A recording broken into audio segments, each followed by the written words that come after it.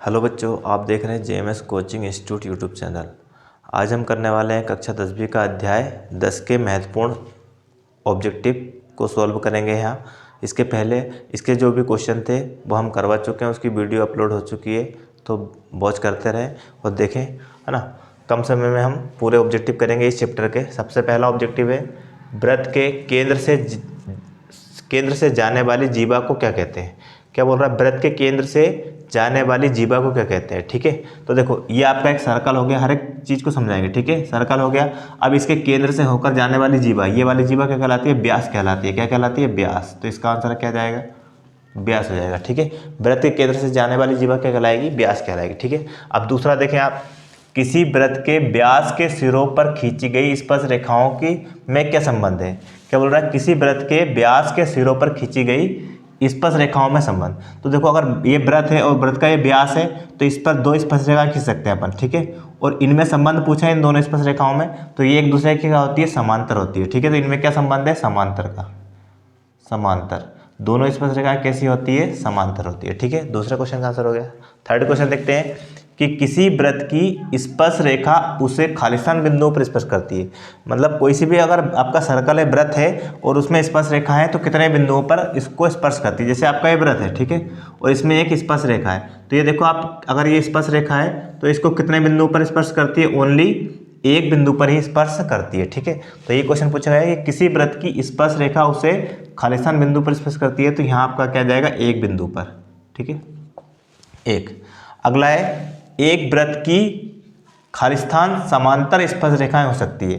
तो एक वृत्त पर अगर स्पर्श रेखाओं की बात करें और वो समांतर अगर होती है तो ओनली कितनी हो सकती है, दो रेखाएं ऐसी हो सकती है जो समांतर भी हो और स्पर्श रेखाएं भी हो। ठीक है, तो एक वृत्त की कितनी समांतर स्पर्श रेखाएं हो सकती है, तो इसका आंसर आ जाएगा आपका 2। ठीक है, अगला क्वेश्चन देखें आप, वृत्त के दो बिंदुओं पर प्रच्छेद करने वाली रेखा क्या कहलाती है। तो जैसे आपका ये सर्कल हो गया, वृत्त हो गया, ठीक है, एक वृत्त हो गया, इसमें वृत्त को कितने बिंदु पर,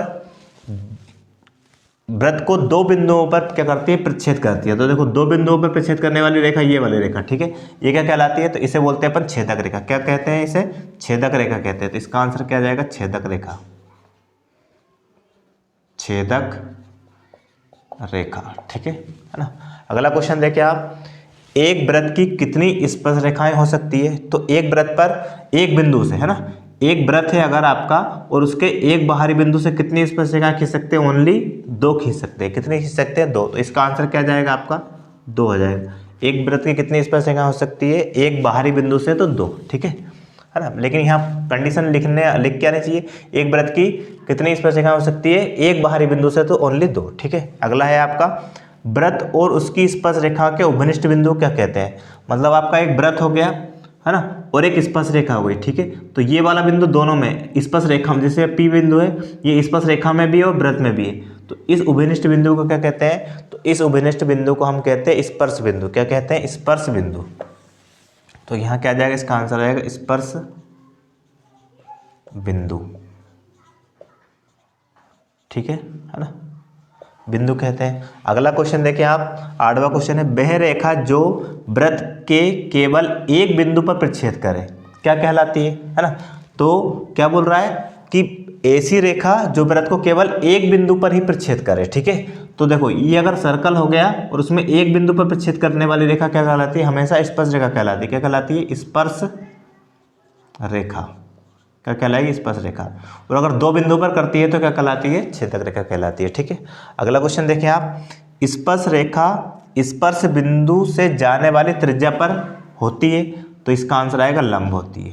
क्या होती है, लंब। क्यों, उसका भी बता देते हैं। क्या बोला गया है, स्पर्श रेखा स्पर्श बिंदु से जाने वाली त्रिज्या पर लंब होती है, ये एक थ्योरम है। ठीक है, ये आपका एक सर्कल हो गया, इसमें ये स्पर्श रेखा हो गई और स्पर्श बिंदु जाने वाली त्रिज्या हो गई, तो ये आपका क्या होती है, लंब होती है। त्रिज्या स्पर्श रेखा पर या स्पर्श रेखा त्रिज्या पर क्या होती है, लंब होती है। ठीक है, अगला क्वेश्चन देखें आप,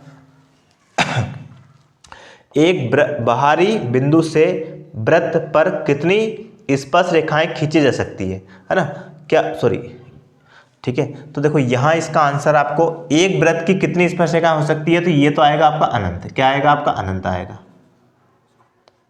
अनंत। ठीक है, कैसे आएगा कि एक वृत्त की कितनी स्पर्श रेखाएं हैं, ये नहीं बोला गया एक बिंदु से, है ना। कंडीशन अगर लगाई है तो ओनली 2, और अगर कंडीशन नहीं लगाई है तो अनंत। तो एक वृत्त की कितनी स्पर्शरेखा हो सकती है, तो अनंत। लेकिन यहाँ देखें आप, यहाँ एक बाहरी बिंदु, कितने बाहरी बिंदु है, एक बिंदु है, ठीक है।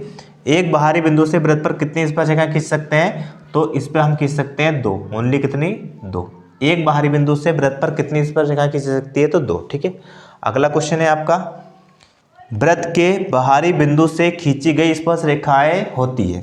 वृत्त के बाहरी बिंदु से खींची गई स्पर्शरेखाएं कैसे होती है, तो ठीक है, रेखाओं की लंबाइयां पूछी जाएगी कि किस तरह से होती है, तो जो वो होती है समान होती है, या उसी को हम लिखते हैं बराबर, ठीक है। क्या कि वृत्त के बाहरी बिंदु से, एक बिंदु से अगर कितनी स्पर्शरेखाएं, 2 स्पर्शरेखाएं खींच सकते हैं, और दोनों क्या होती है, समान या बराबर होती है, ठीक है।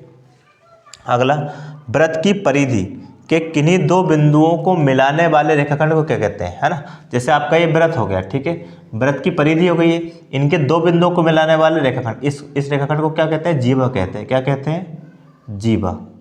और यही जीवा अगर केंद्र से होकर जाए, यही रेखाखंड अगर केंद्र से होकर जाता है, तो उसे हम क्या कहते हैं, व्यास कहते हैं, जो पहले क्वेश्चन में लिखवाया है आपको, ठीक है। अगला क्वेश्चन देखिए आप, वृत्त की सबसे बड़ी जीवा होती है। तो देखो, सबसे बड़ी जीवा जो कहाँ से होकर जाए, केंद्र से, है ना। तो देखो, वृत्त के केंद्र से जाने वाली जीवा को कहते हैं, व्यास कहते हैं। वो यहाँ लिखा है, वृत्त की सबसे बड़ी जीवा होती है, तो सबसे बड़ी जीवा क्या कहलाती है आपकी, व्यास कहलाती है। क्या कहलाती है, व्यास। सबसे बड़ी जीवा जो कहाँ से होकर जाए, केंद्र से होकर जाए, वो क्या कहलाएगी, व्यास कहलाएगी, ठीक है। अगला क्वेश्चन है आपका, वृत्त के केंद्र से जीवा पर डाला गया लंब जीवा को खालिस्तान करता है, तो इसका आंसर आएगा समद्विभाजित।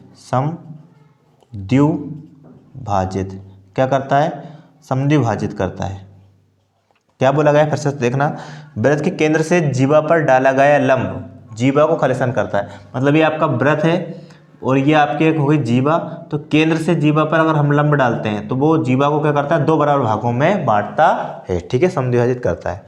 अगला क्वेश्चन है आपका, अर्धवृत्त पर बना कोण होता है। तो कभी भी अगर पूरा सर्कल है उसको हाफ कर दिया अपन ने, आधा कर दिया, आधे वृत्त में परिधि पर जो भी कोण बनता है, ये वाला कोण हमेशा कितने डिग्री होता है, 90 डिग्री होता है, ठीक है। तो यही क्वेश्चन पूछा है कि अर्धवृत्त पर बना कोण होता है, तो हम लिख सकते हैं समकोण, या इसी को हम लिख सकते हैं 90 डिग्री, समकोण, या ब्रैकेट में लिख सकते हैं अपन 90 डिग्री, ठीक है। अगला क्वेश्चन है आपका, यदि 2 वृत्तों की त्रिज्याएं बराबर होती है तो वे वृत्त कहलाते हैं। अगर 2 सर्कल है, 2 वृत्त, जैसे आपके दोनों वृत्त है, इसकी त्रिज्या भी 3 सेंटीमीटर है और इसकी त्रिज्या भी 3 सेंटीमीटर है, तो ये दोनों क्या कहलाएंगे, सर्वांग सम कहलाएंगे। क्या कहलाएंगे, सर्वांग सम, ठीक है ना। एक ही त्रिज्या के 2 वृत्त या 2 से अधिक वृत्त हमेशा क्या होंगे, सर्वांग सम होंगे, ठीक है। लेकिन अलग अलग त्रिज्याओं के वृत्त समरूप होते हैं, सर्वांग सम नहीं होते, ठीक है। अगला क्वेश्चन है, 3 असंरेख बिंदुओं से होकर कितने वृत्त खींच सकते हैं। तो देखो, ये अलग अलग बिंदु हो गए 3, 1 2 3, ठीक है, एक ही रेखा पर नहीं है ना। अब इनसे हम कितने वृत्त बना सकते हैं, तो इनको मिलाकर एक ही वृत्त बना सकता है, तो इसका आंसर क्या जाएगा, 1। 3 असंरेख बिंदुओं से कितने वृत्त बना सकते हैं अपन, 1, ठीक है। अगला क्वेश्चन है, स्पर्श रेखा तथा वृत्त के उभयनिष्ठ बिंदु को क्या कहते हैं। क्या बोल रहा है, स्पर्श रेखा और वृत्त के। तो देखो, ये आपकी एक स्पर्श रेखा हो गई और ये आपका स्पर्श, है ना, ये उभयनिष्ठ बिंदु हो गया। इस बिंदु को क्या बोलते हैं, तो इस बिंदु को बोलते हैं स्पर्श बिंदु। क्या बोलते हैं, स्पर्श बिंदु, स्पर्श बिंदु कहते हैं, ठीक है। इस तरह से आपके ये भी जो आपके अध्याय 10 था वृत्त, ठीक है, उसके थ्योरिकल जो भी आपके ऑब्जेक्टिव थे, जो जिस तरह से आपके अभी तक पूछे गए हैं, है ना, बोर्ड एग्जाम में, उन सभी ऑब्जेक्टिवों को हमने एक साथ करवा दिया है, ठीक है। अगर वीडियो अच्छी लगी तो लाइक शेयर सब्सक्राइब जरूर करें, ठीक है। धन्यवाद।